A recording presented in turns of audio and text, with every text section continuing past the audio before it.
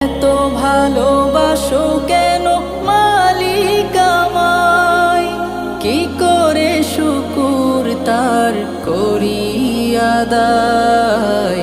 এত ভালোবাসো কেন মালিক আমায়, এত ভালোবাসো কেন মালিক আমায়।